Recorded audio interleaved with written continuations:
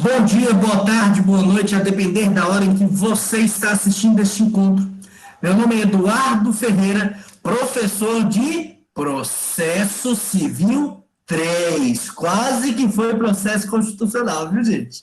Deus que me defenda. A gente estava conversando antes, a cabeça travou aqui. Meus amigos e minhas amigas, estamos aqui hoje no dia 11 de setembro de 2020. 11 de setembro, ó, pra você ver, 11 de setembro foi o atentado terrorista, né? Ó, pra você ver, o tempo voa, 19 anos, sangue de Jesus. Voltando aqui agora. Estamos aqui 19 horas e 7 minutos, iniciação do meu encontro com meus queridos amigos e alunos do sexto período do curso de Direito da Prominas. Estamos encontrando nessa modalidade remota por conta da pandemia do coronavírus, que tem nos impedido de encontrarmos pessoalmente, mas em que, em hipótese alguma, irá nos impedir de dar prosseguimento na caminhada do conteúdo. Hoje estou falando aqui direto de Jana City, Janaúba, conhecida pelos que têm intimidade com a cidade de Jana City, direto de Janaúba para nosso encontro aqui. É uma das facilidades que as aulas remotas têm nos permitido encontrarmos em locais diferentes, algo que alguns anos atrás não era algo imaginável, hoje é uma realidade. Graças a Deus a gente tem que ver os lados também positivos. Hoje, no nosso caminhar, o que nós vamos ver?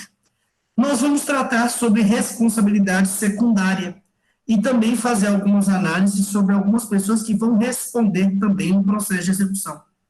Só para não esquecermos, todo este encontro está sendo inteiramente gravado.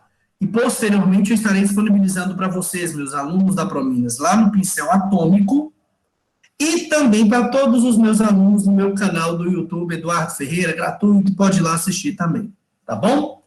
No que diz respeito a este encontro também, o nosso encontro número 10, já está disponibilizado para meus alunos da Prominas, lá no Pincel Atômico, um material de apoio para que vocês consigam estudar, aprofundar na caminhada. Combinado?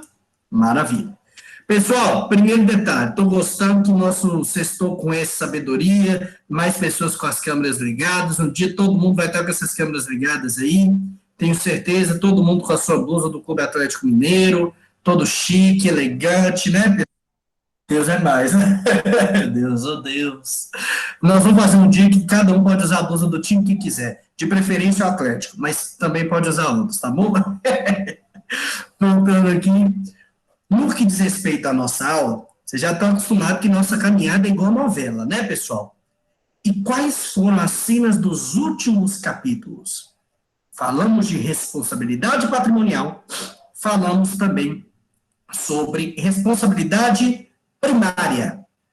E aí, o que nós vimos? A regra geral, que está lá para a gente no CPC, no artigo 789. O que está lá, pessoal? Os bens do devedor presentes e futuros irão responder pela execução. Essa é a regra geral. Vocês lembram disso que a gente falou?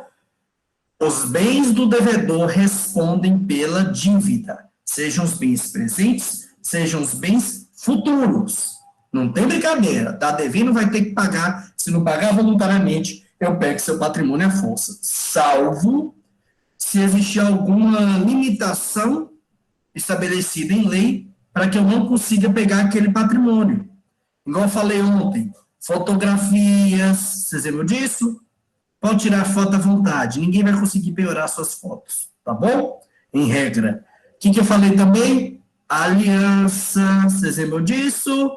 Aliança, não tem desculpa, se perder, perdeu. Fala que foi roubado, mas não fala que foi executado e piorado, não, viu? Toma vergonha da sua cara.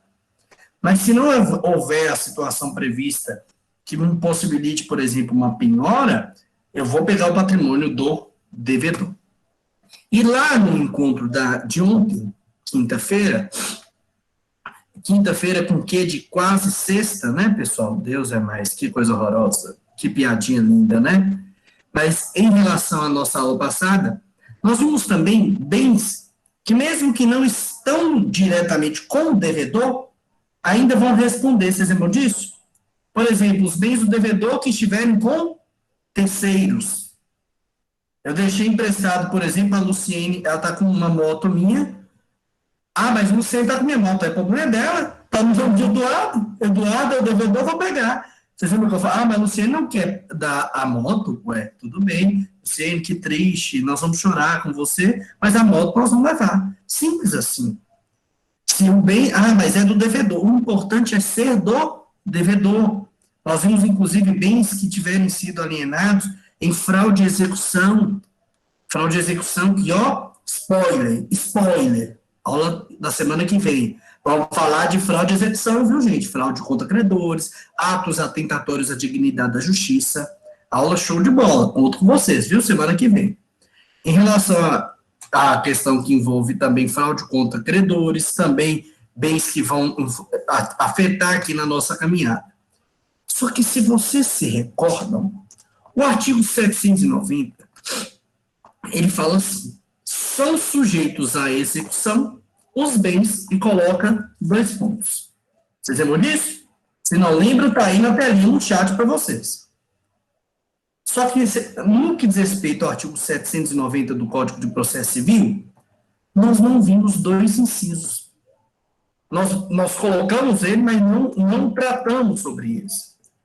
O inciso 2º, que fala que os bens dos sócios irão responder, e também não vimos o inciso 4º.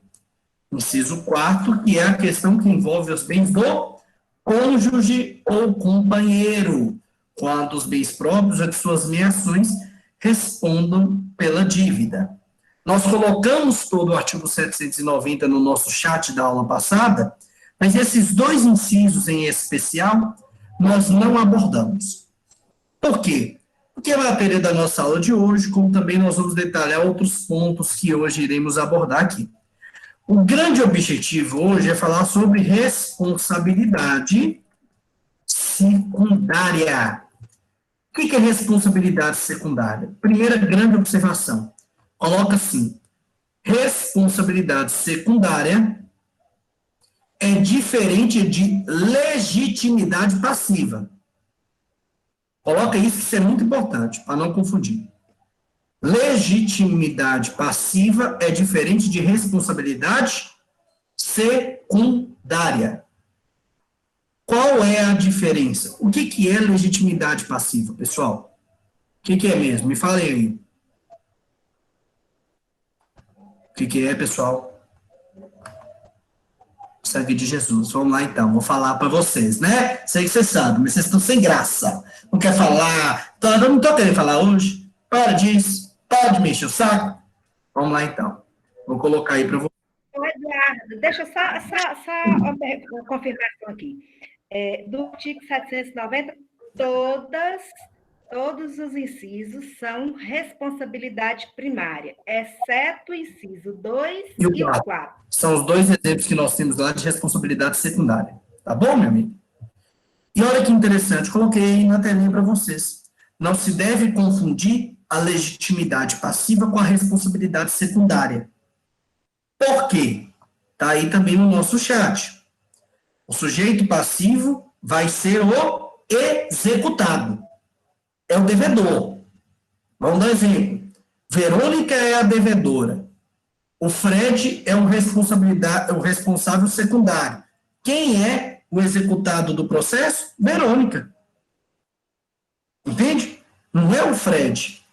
Porque é isso que a doutrina fala para a gente. Responsável não é o executado. Ele é somente uma pessoa que os bens estão sujeitos à execução.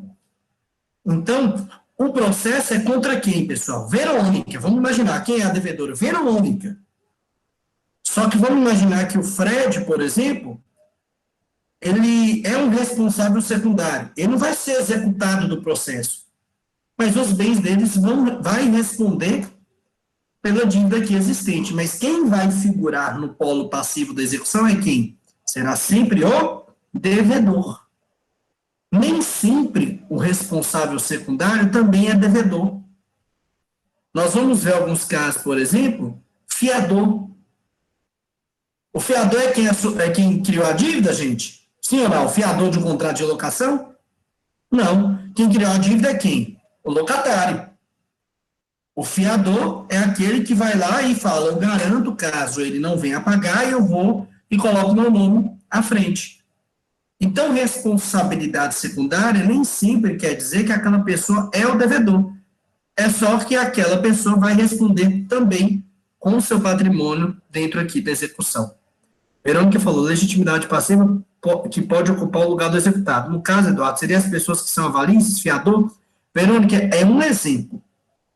Mas nós vamos ver responsabilidade secundária, por exemplo, de sócios dentro de empresas.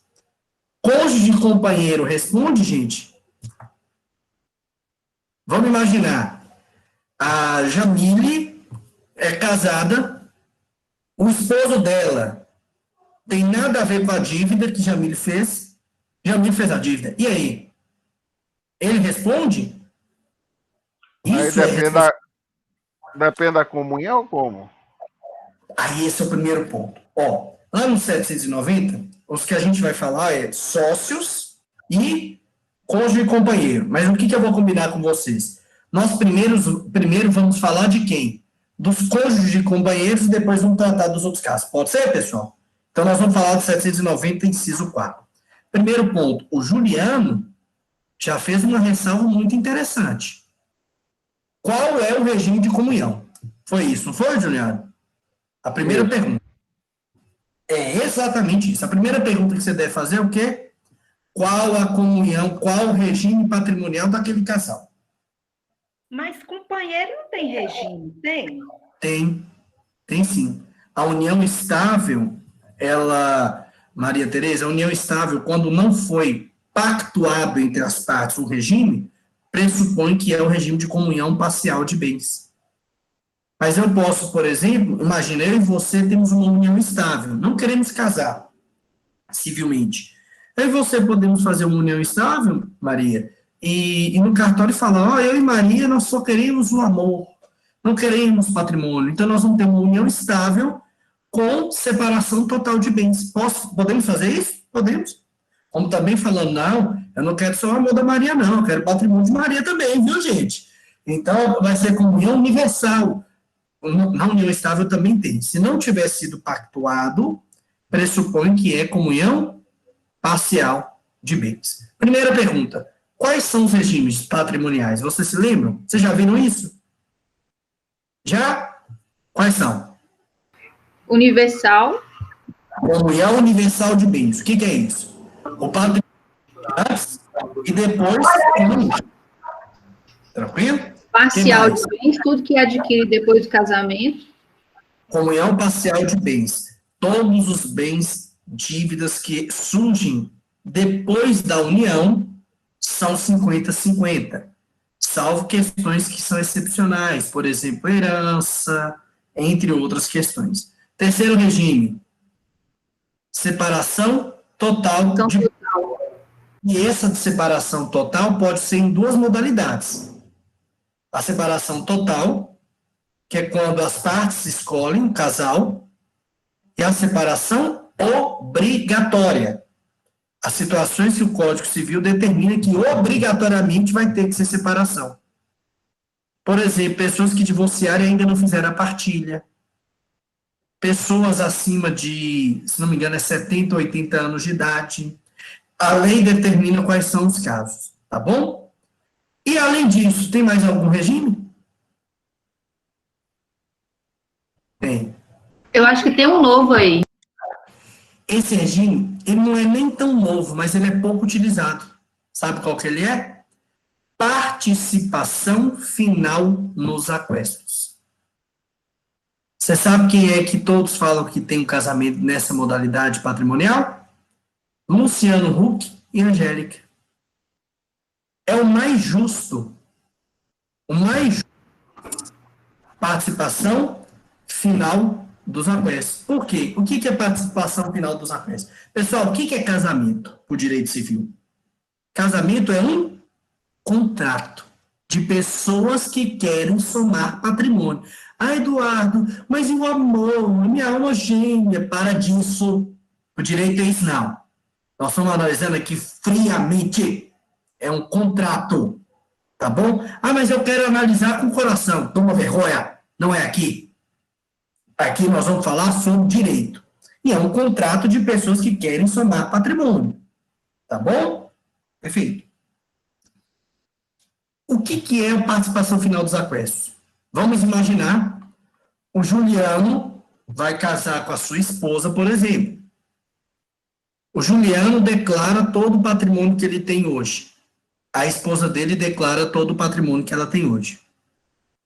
Faz essa declaração formal e a cada compra de novo patrimônio, o Juliano vai falar quanto que ele investiu na compra, quanto a esposa investiu.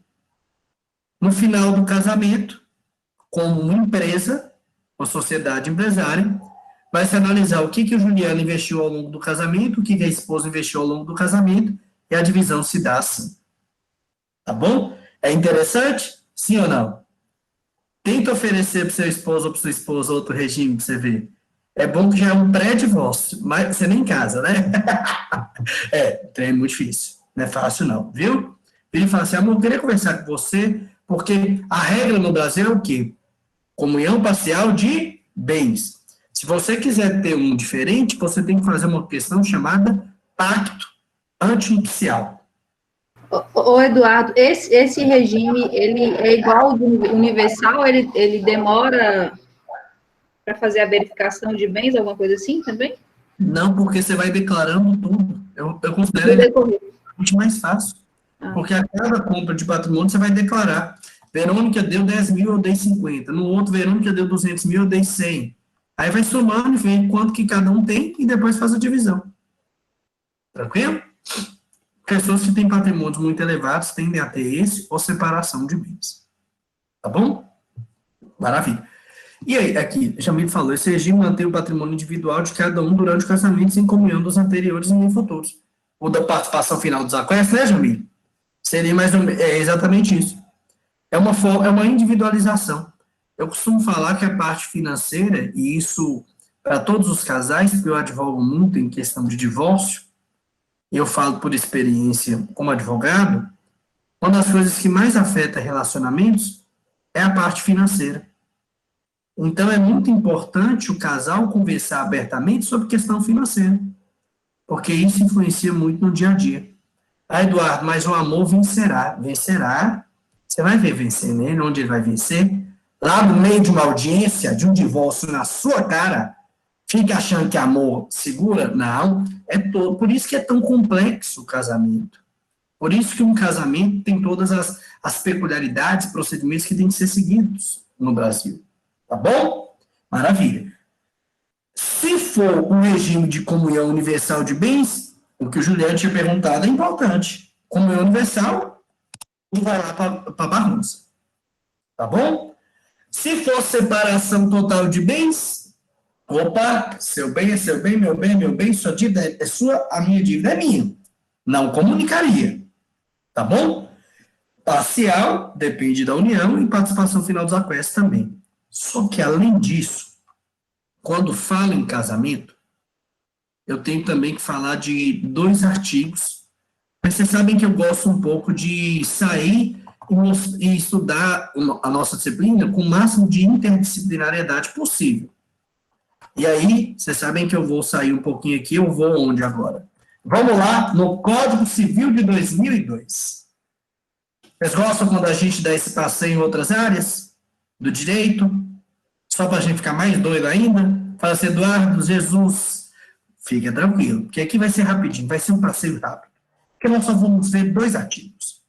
Artigo 1643, lá do Código Civil, e também o artigo 1644.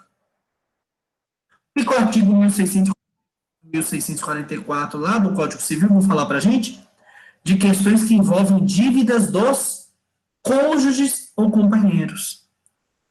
Eduardo, o que está falando no 1646? Fala assim, podem os cônjuges, independentemente de autorização um do outro, então não precisa pedir autorização. Primeira questão, comprar ainda a crédito as coisas necessárias à economia doméstica.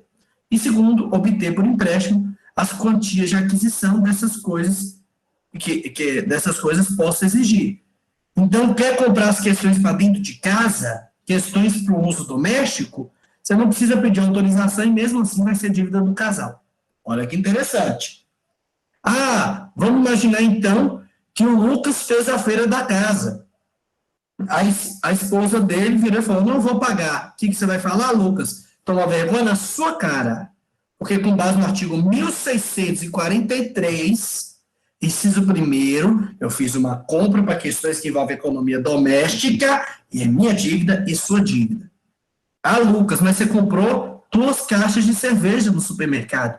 Fica na sua, é economia doméstica. Tô brincando, aí também não, né, gente? Imagina, só porque foi no supermercado é economia doméstica. Eu volto num caminhão só de bebida alcoólica e fala, é nossa dívida, amor. Então é bom você beber também. Imagina? Não é assim, né? E além disso, o artigo 1644 do Código Civil fala pra gente que as dívidas contraídas para os fins do artigo antecedente, que é essa do 1643, obrigam solidariamente ambos os cônjuges. Então, a própria lei está falando, não tem jeito. Como assim? Se correr, o bicho pega, se ficar, o bicho come. Olha que coisa técnica que nós estamos falando aqui nessa aula. Aí você coloca na prova lá do OAB, isso quer dizer, se correr, o bicho pega, se ficar, o bicho come. Você vai ganhar quanto? 0. Para disso, toma vergonha, gente. Aqui é só a forma da gente lembrar. Então, essa dívida em especial independe do regime de comunhão patrimonial, independe se houve autorização ou não. Combinado? Mas lá agora, saindo do Código Civil, voltamos para o nosso Código de Processo Civil. Lá no inciso 4 do artigo 790, fala que os bens do cônjuge ou companheiro vão responder nos casos em que seus próprios bens ou de sua ameação respondam pela dívida. Porque aqui nós estamos falando do caso que não teve autorização. Porém, pessoal, e aí deixa de lado esse pensamento de qual regime patrimonial existe no casamento, mas a qualquer momento, se os 2 cônjuges ou se os 2 companheiros aquecerem, concordarem em assumir uma dívida, os 2 vão responder. Por isso que quando você vai vender um imóvel, vai comprar um imóvel de alguém que é casado, por garantia, peça a assinatura do companheiro, do cônjuge, para evitar dor de cabeça. Vamos imaginar aqui, pessoal, a Fernanda vai casar comigo. Casamos, oh, que maravilha, comunhão parcial de bens, uhul, maravilha. Eu viro e falo, ó, Fernanda, eu estou pensando aqui, e, de verdade, eu acho que a gente tem que fazer um investimento para a nossa casa, um investimento digno, um investimento que vai ser muito útil no nosso dia a dia. Então, eu acho que vale a pena a gente fazer uma escultura de 4 metros do Atlético do Galo. Eu acho que isso é muito importante, entendeu? Aí, Fernanda fala, Eduardo, foi por isso que eu casei com você, um homem de visão, um homem que pensa nas coisas que precisa, só nas coisas necessárias. Eu aceito, Eduardo, e outra coisa, só tem um porém. Aí eu, qual, Fernanda? Eu só aceito se for 5 metros. Eu falo, que isso? A lágrima dá, eu te amo, e a gente abraça e vai lá assinar o contrato da dívida. A Fernanda assina, eu assino. A dívida era minha, mas a Fernanda assinou. Ela responde? Claro. Quem mandou ela assinar? É gente besta? Claro que não. Ela sabia, não foi coagida, não foi ameaçada. Então, também quando os 2 cônjuges, os 2 companheiros aquecem, concordam com a dívida, por óbvio que o patrimônio vai ser dos 2, tá bom? Mas se for uma dívida que não é assumida pelo outro, se for uma dívida que não é de questão de economia doméstica, se o regime não for de comunhão universal de bens, aí não pode pegar no seu patrimônio. Consegue entender isso? Imaginando aqui, o Rodrigo e a esposa dele são casados, comunhão parcial de bens. O Rodrigo fez uma dívida só dele num jogo de, por exemplo, ele foi num cassino e jogou e criou uma dívida enorme. Isso tem alguma coisa a ver com a economia doméstica? Não. A esposa do Rodrigo aceitou? Não. A dívida é de quem, gente? Rodrigo. Ah, mas vai pegar a casa, vai pegar só dele, 50% dele. A da mulher, não. Entende? Então, nem sempre o cônjuge e o companheiro vão responder pela dívida do seu cônjuge ou do seu companheiro. É só quando se trata de uma questão que envolve dívida de questão econômica ou quando há concordância. Ou quando o regime for o regime de comunhão universal de bens, que aí tudo é de todos, inclusive as dívidas. Combinado? Pergunta. Isso acontece na vida prática? Demais. Agora mesmo piorou o imóvel da minha cliente e queriam vender 100%. O que nós falamos? Não, só 50%. Meu outro cliente não tem nada a ver com a dívida, só uma forma de resguardar. Igual agora também, uma dívida de um devedor em que eu estou cobrando. Tem um imóvel.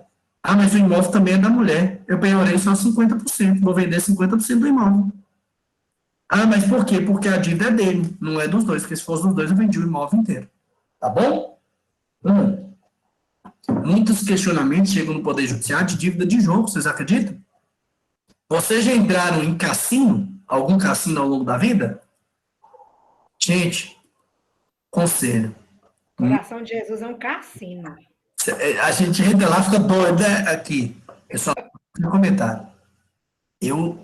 Quando eu entrei a primeira vez no cassino, primeiro, eu estava em Buenos Aires, e lá no território, no solo de Buenos Aires é a província, é o estado, lá chama Caba, Cidade Autônoma de Buenos Aires, é como se fosse o Distrito Federal, aqui. E é proibido o cassino. E eu entrei no cassino, qual foi a minha primeira pergunta para segurança? Como acá é permitido termos um cassino? Perguntei isso, a primeira coisa para ele. Ele falou, "Usted no está en solo de Caba." Eu falei, como assim? Você nem nota, eu estava onde, gente? Em um navio. Lá é proibido cassino no solo, eles estavam na água. Eu falei, ainda? Psicopatia bateu no vocês, né? Primeiro detalhe, todo cassino é todo fechado e tem luz. 24 horas, você sabe o motivo? Perda da consciência temporal. Você entra de manhã, não nota que o dia passou, você continua jogando. Eu fui jogar na roleta. Qual o número que eu joguei? 13, porque 13 é galo. Joguei, coloquei meu dinheiro, rodou, perdi. Falei, inferno. Falei, agora vai. 13 de novo. Rodou a roleta e eu lá. Ai, meu Deus, perdi de novo. 13 de novo. Rodou, perdi. Isso foi em 5 minutos. Eu tinha perdido 70 pesos. Falei o quê? Não vou jogar. Mas eu fiquei olhando. Na hora que rodou, caiu em qual? 13. Eu falei, Satanás, sai daqui agora. Porque era o demônio me tentando. Eu joguei 3 vezes no 13, eu errei. Na hora que eu não joguei, caiu no 13, eu falei, sangue de Jesus sem poder. Comecei a sair correndo. Gente, tem gente que faz dívidas milionárias. Só para vocês terem noção, nesse cassino, eu estava de terno e gravata. Eles perguntaram se eu queria, por estar de terno e gravata, usar black tie. Porque se eu tivesse de smoke, eu conseguiria subir no 4º andar, que é só as grandes apostas. Eu falei por dentro, Senhor, o Senhor está do meu lado, estou ungido em Jesus Cristo, me tire daqui. Porque, gente, na hora que falou, Eduardo, você vai colocar um smoke, vai por as grandes apostas, eu até pensei, é agora que eu vou mudar de vida? Falei, é agora. Já comecei a planejar minhas vitórias, entendeu? Estilo 007, Cassino Royale, jogando. Gente, existem pessoas que são viciadas em jogo. Jogo de azar, para algumas pessoas, se assemelha à dependência química.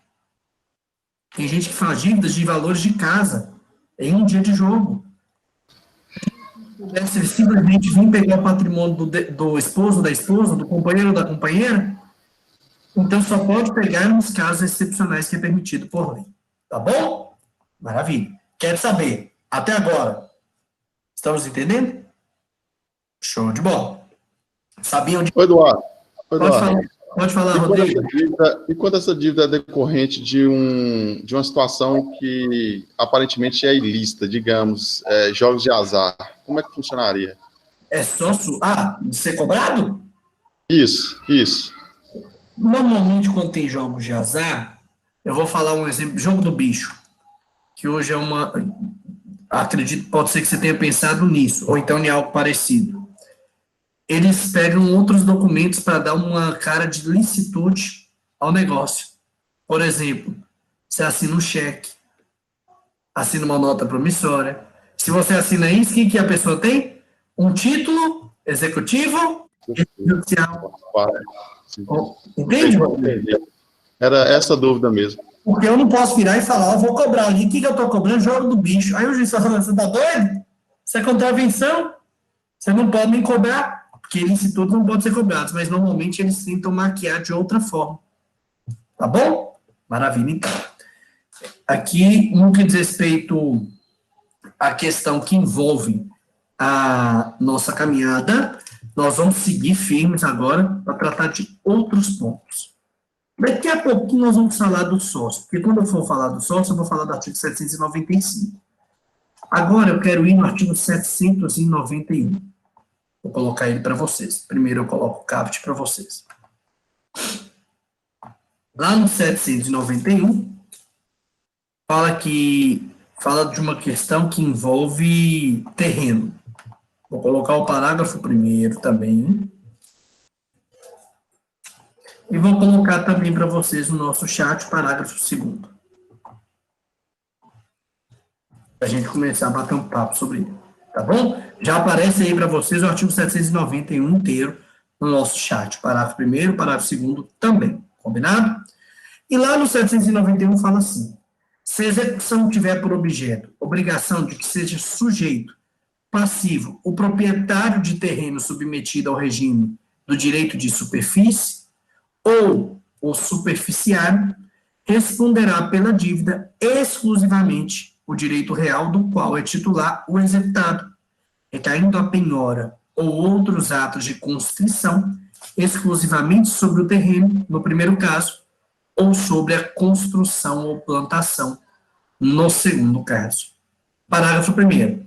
Os atos de constrição que se referem ao caput serão averbados separadamente na matrícula do imóvel, com a identificação do executado, do valor do crédito e do objeto sobre o qual recai o gravame, devendo o oficial destacar o bem que responde pela dívida, se o terreno, a construção ou a plantação, de modo a assegurar a publicidade da responsabilidade patrimonial de cada um deles pelas dívidas e pelas obrigações que a ele estão vinculadas. O parágrafo 2º ainda fala: aplique-se no que couber o disposto nesse artigo, enfiteus, a concessão de uso especial para fins de moradia e a concessão real de uso.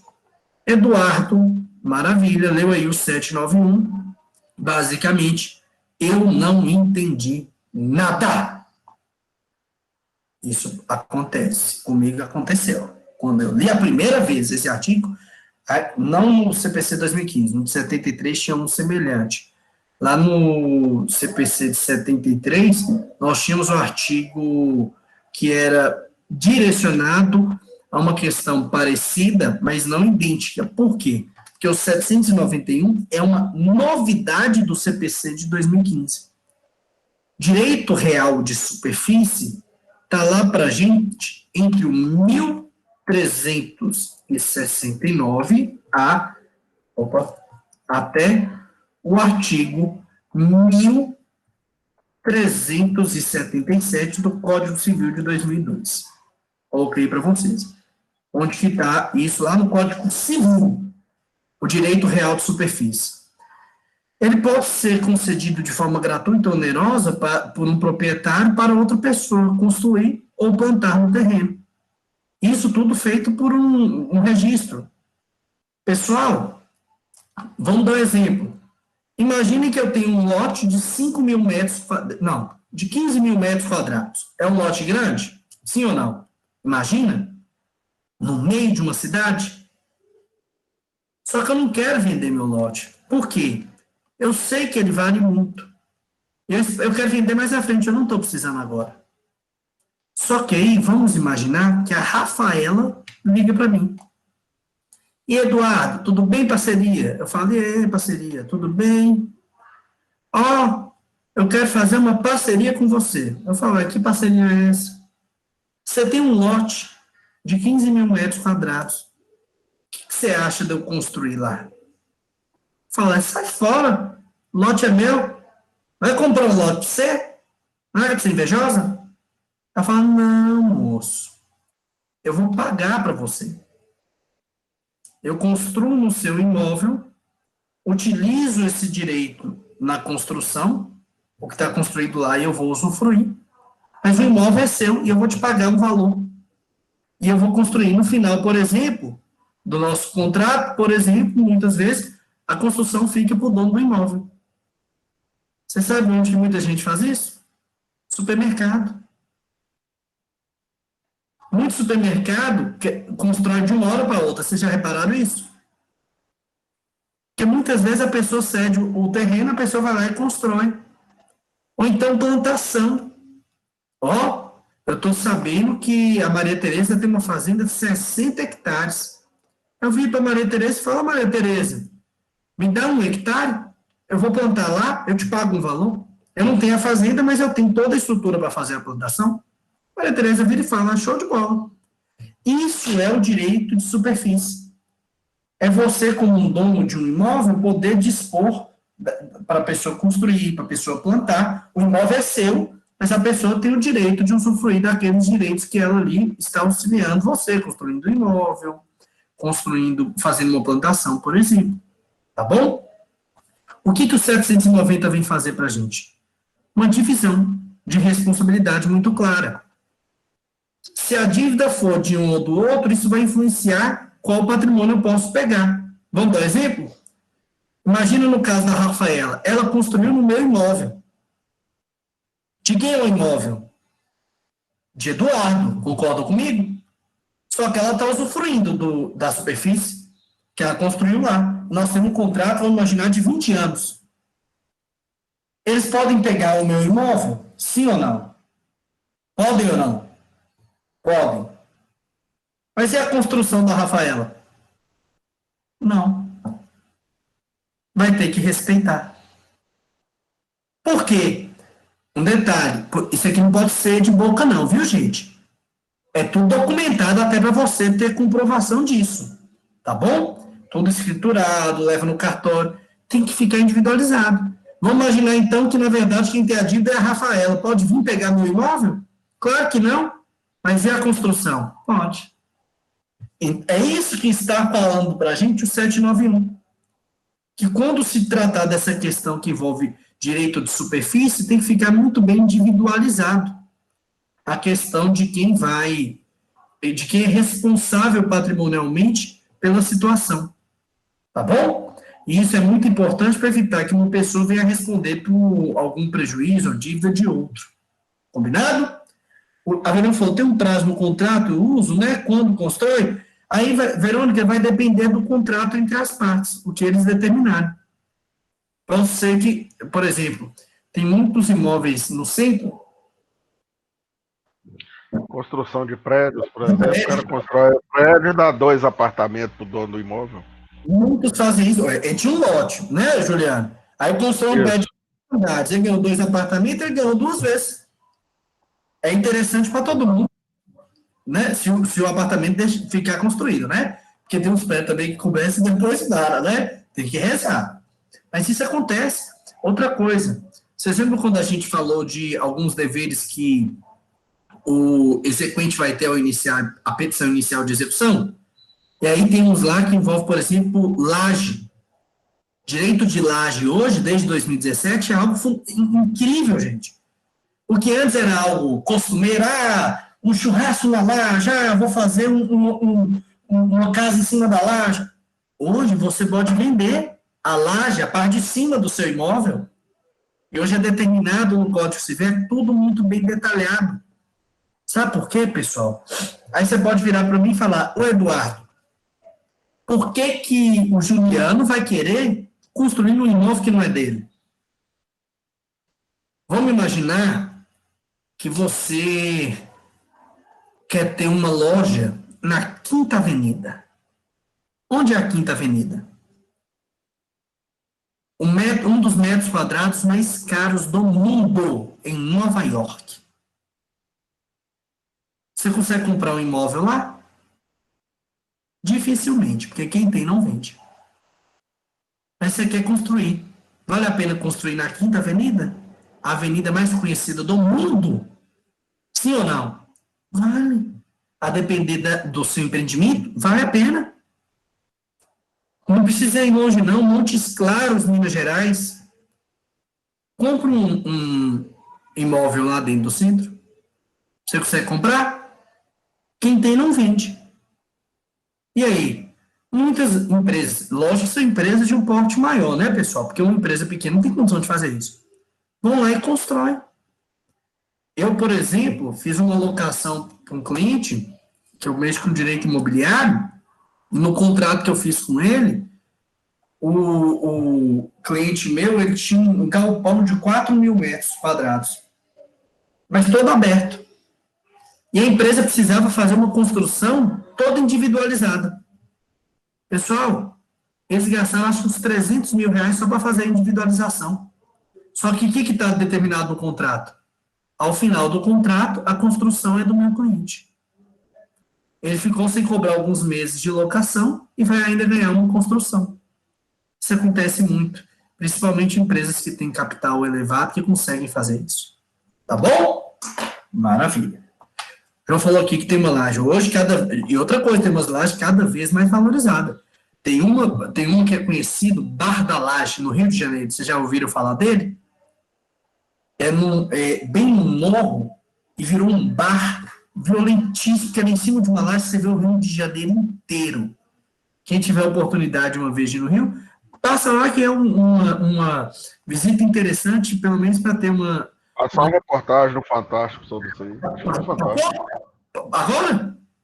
Que coincidência. Não, já tem um tempinho já. Ah, tá. Mas você viu, ô Juliano, você viu que imagem maravilhosa, amigo? Só que tem um detalhe, é difícil chegar, viu? Parece que é a vista mais bonita do Rio de Janeiro, pelo que passa.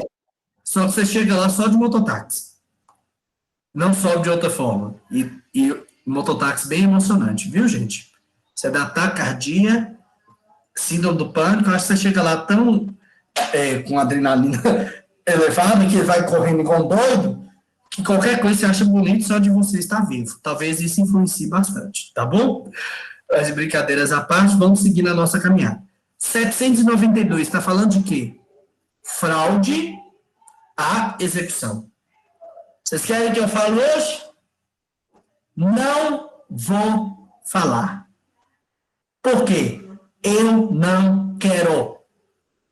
Por que também? Porque a matéria da aula que vem, olha, eu ia falar aula passada, cabeça ruim.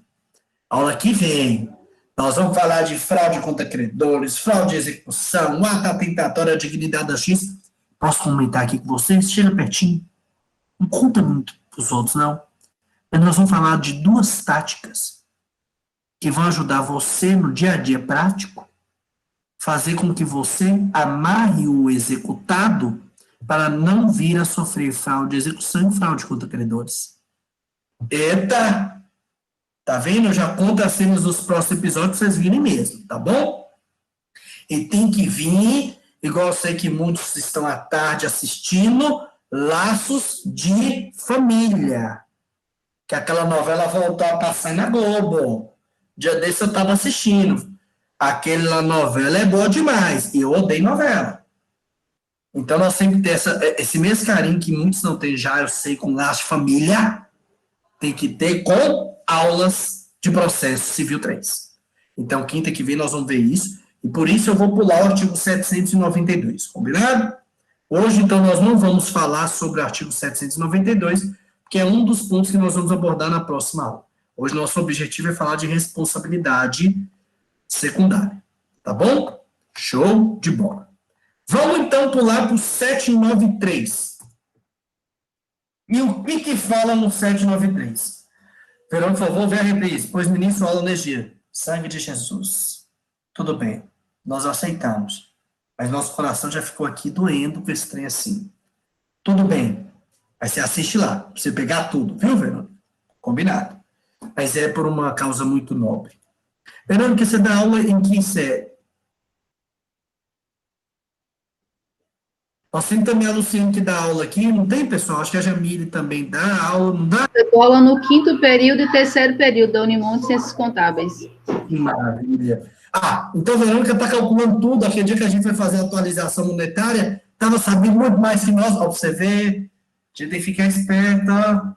Eu falando, aí Verônica falando, não, estou aprendendo tudo. E lá, e rindo, e calculando.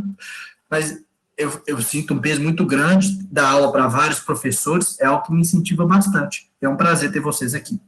João falou com o Eduardo, depois nos ensina a defender a vítima, ou seja, do acusado. João, nós vamos ter um momento na nossa caminhada só para fazer a defesa, análise de defesa. Aí nós vamos falar de barra execução e vamos falar de impugnação. É porque nesse primeiro momento a gente vê muita atuação pela visão do exequente. Mas nós vamos ver mecanismos, inclusive eu já antecipo, o terceiro T10 seus é um trabalho que envolve a defesa, o terceiro trabalho discente, que eu vou dar lá mais à frente ao final do semestre, que envolve essa diferença de atuação a forma de defesa do executado. Então pode ficar tranquilo que nós vamos ver, tá bom, João? Combinado? E aí, pessoal, aqui, o João falou que entendeu, show de bola. O 693, ele fala assim pra gente, o exequente que estiver por direito de retenção, na posse de coisa pertencente ao devedor, não poderá promover a execução sobre outros bens, senão depois de discutida a coisa que se achar em seu poder. Gente, vamos falar a verdade? O direito usa umas palavras muito assim complexas, né? Escutita? O que é isso? Sangue de Jesus? Vamos traduzir de uma forma mais clara? Se você, como exequente, exercer o direito de retenção de uma coisa do executado, você, quando for para a execução, o primeiro patrimônio que você vai pegar é este que já está em sua posse. Vamos dar um exemplo. Deixou um carro lá em garantia. Você já está com o carro. É o primeiro patrimônio que você vai pegar. E por que a doutrina fala isso e a própria lei colocou aqui no artigo 793? Se você já está retendo uma coisa do executado, você só pode seguir na execução buscando outros bens depois que você já tiver vendido, tiver feito aquele valor, aquele bem ser transformado, por exemplo, em dinheiro. Por quê? Porque a doutrina ela entende que nesta situação o exequente, quando ele está em posse de um bem que é de propriedade do devedor, esse bem tem que ser prioritário no processo de execução. O próprio Fred Didier, ao analisar isso, ele fala que já se encontra privado o executado, o devedor, da posse daquele bem. Então, por isso, a execução ela só vai poder seguir para o credor buscar outros bens, outros patrimônios, outro patrimônio do executado, depois de já ter utilizado aquele que está em sua posse. Tá bom? Em redes hoteleiras, por exemplo, se você não paga o valor da sua diária, eles podem reter sua bagagem. Você sabia disso? Aí vai que na sua bagagem você tinha uma corrente de ouro lá. Ou então, o seu anel de diamante estava lá. Ou então, você tinha $50 mil lá. Aí a gente tem até medo. Que mala é essa, né? Mala perigosa, né, gente? A gente até devolve, já por partir de um pressuposto, que é uma pessoa de alta periculosidade, questão de coisa dentro da mala, né? A gente tem até medo.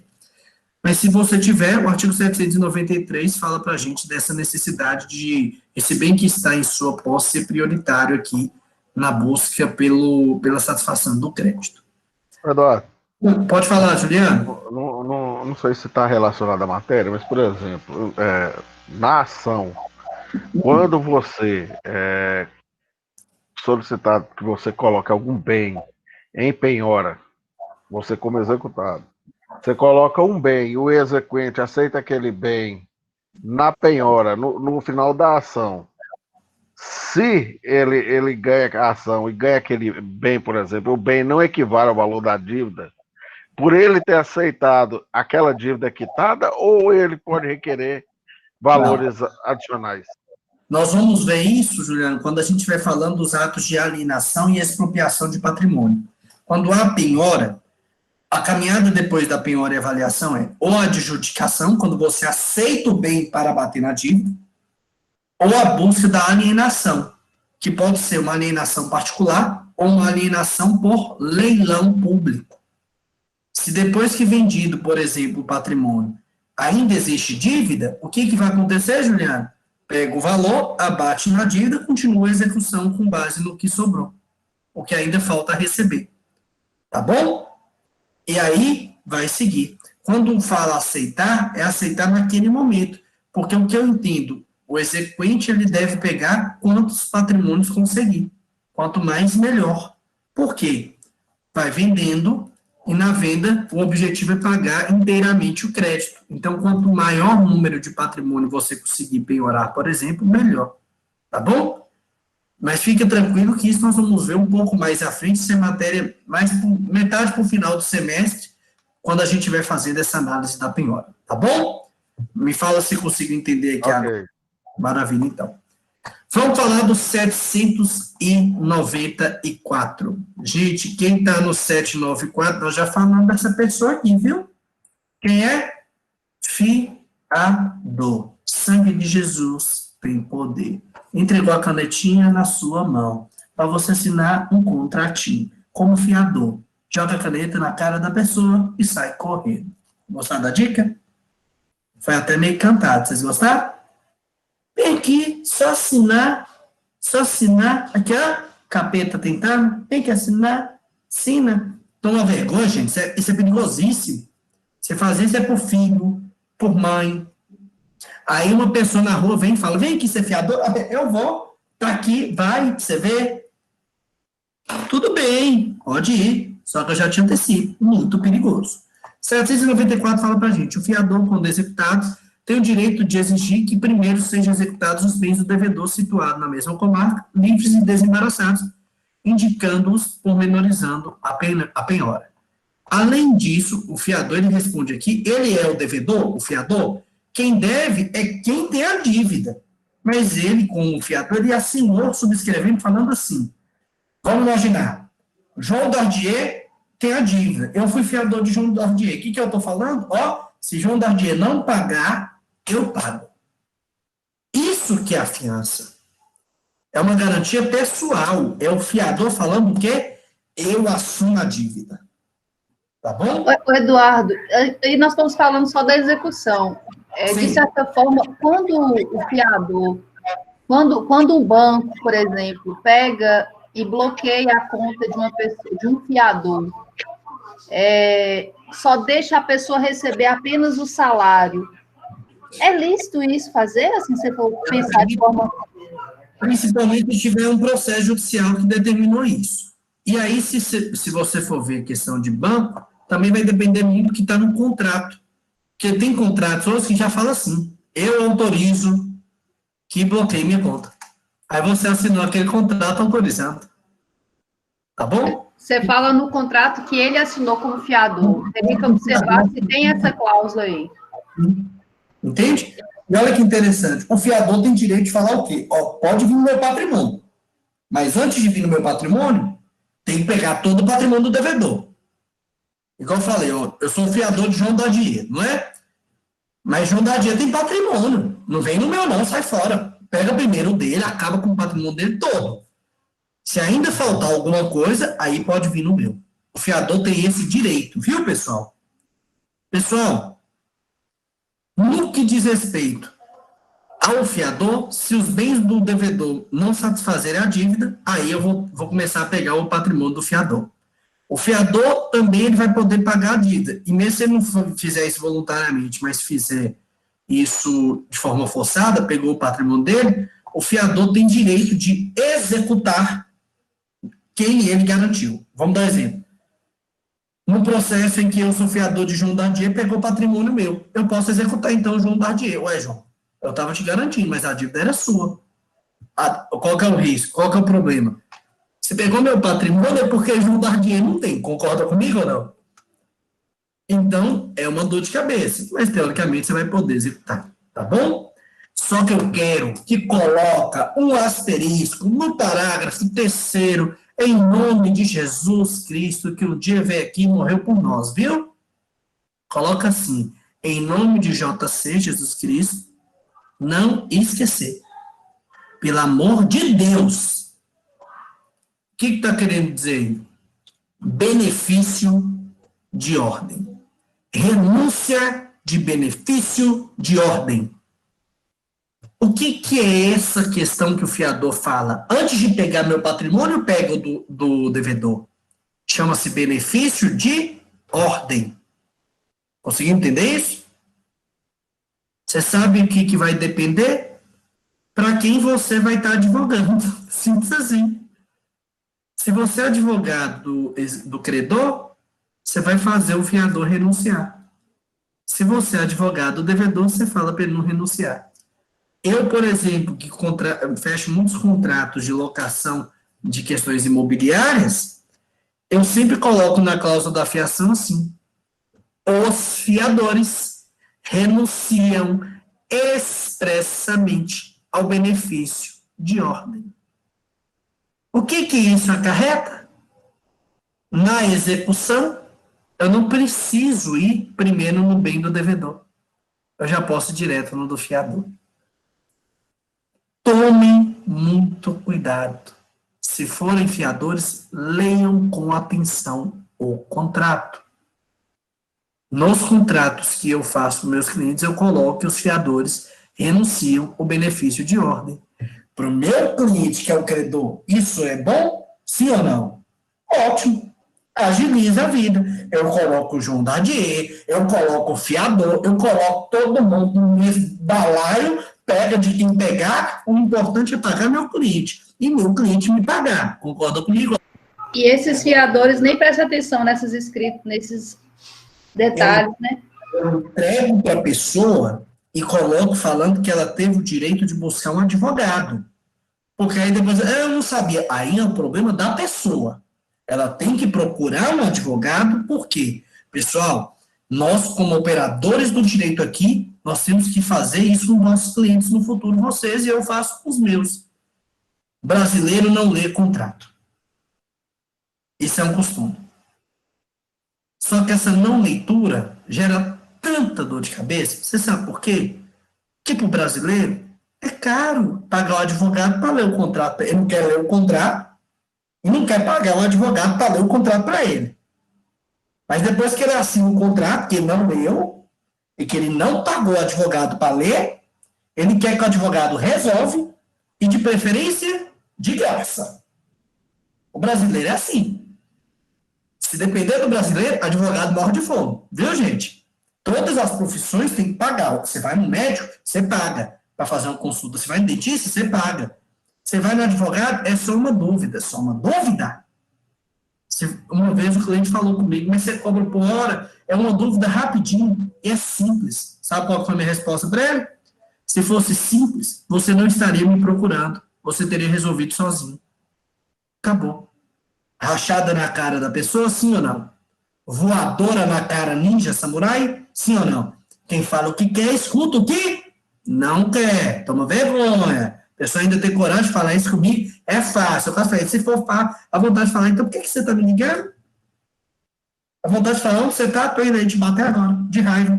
Só você me fez passar raiva. Mas por quê, pessoal? Porque ter a leitura do contrato é muito importante, porque isso evita dores de cabeça. Olha o caso do fiador. Se tiver essa cláusula e que tem muitos contratos, eu posso ir direto no patrimônio do fiador. Tá bom? Maravilha. Agora eu quero falar com vocês de outro que é responsável secundário. Os bens particulares dos sócios. Vocês já tiveram direito empresarial, não já? Já viram sociedades empresárias? Sim, já? Sociedade anônima, comandita simples. Já viram essa? Comandita por ações. Sociedade anônima, eu estou vendo agora. Tá. Mas vocês viram, por exemplo, sociedades limitadas? Limitada, Eireli, ou... Eireli, que é o empresário individual de responsabilidade limitada. Maravilha. Vamos pensar numa sociedade limitada, a base. A dívida só pode, em regra, pegar o valor do capital social. Concordam comigo? Uma sociedade limitada, em regra, eu não pego o patrimônio do sócio. Só que aqui coloco o sócio como responsável secundário. E é importante e perigoso para o sócio, você tem que ter muita atenção. Estou colocando aí os parágrafos para a gente, no artigo 795. Vamos lá. Primeiro detalhe. O sócio, em regra, ele não responde por dívidas. Em regra. Por quê? Porque é a sociedade que vai responder. Agora, vamos ali rapidinho, o nosso amigo Código Civil. Podem ir ali nele rapidinho? Vamos lá rapidinho, no artigo 1023, que está na tela. Vocês estão vendo como é que está aparecendo rapidinho? Estou ficando bom nesse treino. Estou falando, até já está aparecendo aí. Estou ficando ninja samurai nesse negócio. O que o artigo 1023, lá do Código Civil de 2002, fala? Se os bens da sociedade não lhe cobrirem as dívidas, respondem os sócios pelo saldo na proporção em que participem das perdas sociais, salvo cláusula de responsabilidade solidária.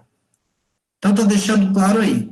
Em regra, quem paga as dívidas da sociedade é a sociedade, o sócio seria uma exceção. Como é que, então, eu vou falar do sócio vir aqui respondendo a uma eventual execução? O 795 fala assim: os bens particulares dos sócios não respondem pelas dívidas da sociedade. Essa é a regra. Senão nos casos previstos em lei. Só quando a lei prevê que é realmente um caso de responsabilidade. É o que eu falei com vocês. Advogados, meu escritório é registrado. Meu escritório tem uma AB própria. Eu tenho meu AB, minha sócia tem uma AB dela, e meu escritório tem uma AB própria. Tem CNPJ, tudo certinho. Advogado é responsabilidade ilimitada. Tem jeito de eu fugir? Sim ou não? Não. Responsabilidade limitada, nós vamos com o quê? Fé em Deus. Jesus me blinde, faz toda essa blindagem para que eu não tenha, porque se tiver, advogado responde ilimitadamente. Todo patrimônio da sociedade e pessoal é pego. Então, por exemplo, todo meu patrimônio hoje, vocês têm consciência disso, essa caneta. Pegariam minha caneta. É minha, tem que pegar. Então, responsabilidade limitada é mais grave. Só que, no que diz respeito a uma sociedade, a regra é que não vai pagar. Mas olha os parágrafos. Parágrafo primeiro. O sócio réu, quando responsável pelo pagamento da dívida da sociedade, tem o direito de exigir que o primeiro seja discutido os bens da sociedade. O que quer dizer isso? Se algum sócio for colocado dentro de um processo, ele tem direito de pedir que antes que venha pegar o patrimônio particular dele, pegue o patrimônio da sociedade. Isso é muito parecido com a questão do fiador, vocês lembram que a gente acabou de falar? Vamos imaginar, pegou a minha sociedade, eu tenho uma sociedade, Eduardo está lá no processo também para responder. O que eu viro e falo? Ó, antes de pegar meu patrimônio, eu tenho direito de vocês pegarem todo o patrimônio da sociedade. Só o que sobrou, o que faltar pagar, que vocês vão poder vir no meu. Isso é o que está no parágrafo primeiro. Tá bom? É tanto que o parágrafo segundo, ele complementa o parágrafo primeiro falando assim: quando eu quiser que vá primeiro no patrimônio da sociedade, eu tenho que obrigatoriamente fazer o quê? Nomear os bens da sociedade que estão na comarca e que são livres e desembaraçados para pagar o débito. Tá bom? Eu tenho que indicar qual é o bem que a sociedade tem. Não é simplesmente falar, vai pegar o patrimônio da sociedade. Eu tenho que falar, vai pegar, o patrimônio é esse, aqui. Eu tenho que indicar.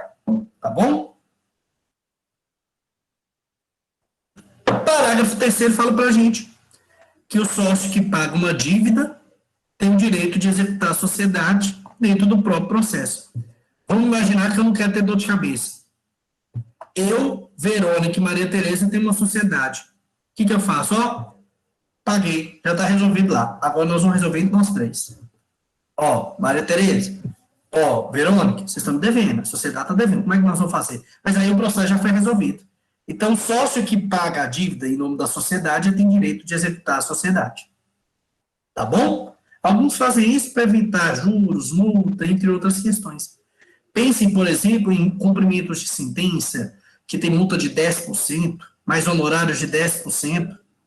Uma dívida, se ela é uma dívida de 10 milhões, 10% de 10 milhões é quanto, gente? É 1 milhão de multa, mais 1 milhão de honorários. Tem hora que eu pago para quê? Para evitar esses embaraços que vão aumentando ainda mais a dívida. Tá bom? Em relação ao parágrafo 4º, eu quero que coloque um asterisco nele. Que fala para a gente de quê? Desconsideração da personalidade jurídica. O que é desconsideração da personalidade jurídica? É quando se entende que houve um abuso da pessoa jurídica.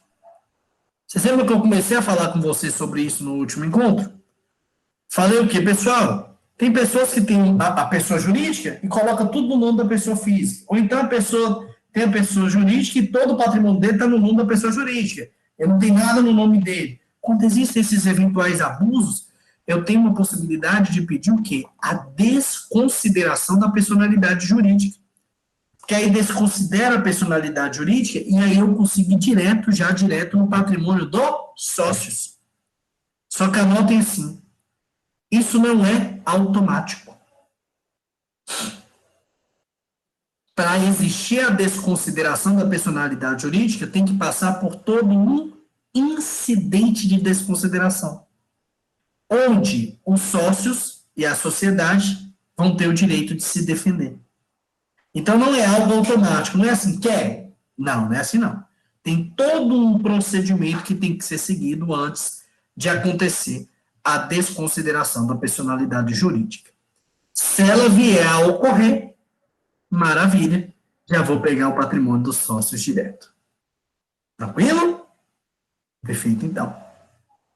Para fechar o nosso encontro, que envolve responsabilidade, em especial a secundária, a responsabilidade agora total, fechamos com 796, agora do CPC. Saímos do Código Civil, agora estamos no CPC de novo.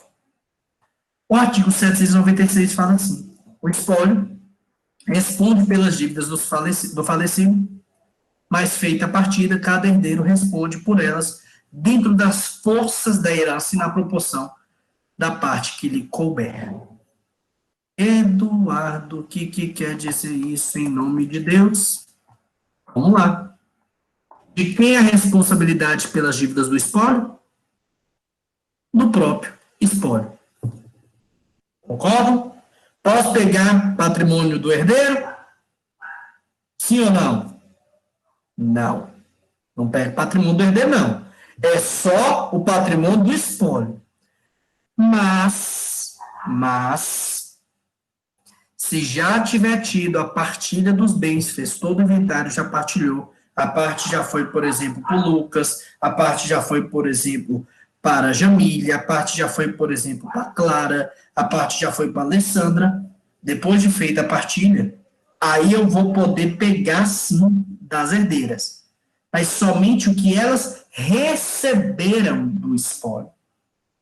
Ah, mas e se ela tiver vendido? Problema dela. Aí ela vai ter que pagar com o patrimônio dela. Mas o percentual que ela, teoricamente, tinha direito do inventário, do espólio, ela tem que pagar eventuais dívidas. Por isso que eu falo com os alunos que herança é expectativa de direito. Hoje eu tive uma reunião em Coração de Jesus para tratar de um inventário, eu falei isso com meus clientes. O que eu falo com vocês, eu falo com meus clientes. Falei, é expectativa. Por quê? Você só vai ter certeza que tem o direito à herança mesmo, e a herança vir fazer parte do seu patrimônio, se não existir dívida. Eu morri, tem 100 mil em patrimônio, tem 1 milhão de dívida, o que meus herdeiros vão receber? Nada. Por quê? Meu patrimônio vai ser todo para pagar a dívida. Tranquilo? Maravilha, então. Quero saber sobre responsabilidade geral, responsabilidade primária, responsabilidade secundária. Conseguimos entender todos? Sim ou não? Dá o joinha, dá o ok. Estou vendo a Verônica dar o joinha aqui. Me fala aí no chat. Maria Tereza deu um joinha. Perfeitamente a Fernanda. Falou, Renata, Denilson, Hillary. Todo mundo, muito obrigado. Pessoal, Vou pedir só um grande favor para vocês. Deixa eu só encerrar a gravação, então, deste nosso encontro. E a Verônica falou que já viu a aula de ontem, maravilha. Vou encerrar a gravação e vim conversar com vocês, combinado? Para você que está assistindo essa aula em algum outro momento, muito obrigado por ter participado dessa jornada aqui comigo e com seus colegas que estiveram ao vivo. Desejo a você um ótimo dia, ótima tarde, ótima noite, a depender da hora em que assistiu este encontro. Um grande abraço, até a próxima.